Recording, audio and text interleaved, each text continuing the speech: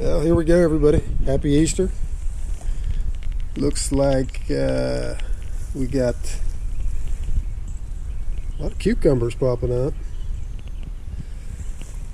Finally, the small tomatoes popped out, and what's going to be the bigger jumbo tomatoes. So, yeah, things are moving along.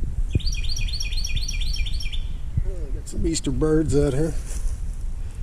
But anyway, stay tuned. I guess next thing I'm going to have to thin them out a little bit. But we're doing good so far. Again, everybody, happy Easter and thanks for watching. Talk to you later.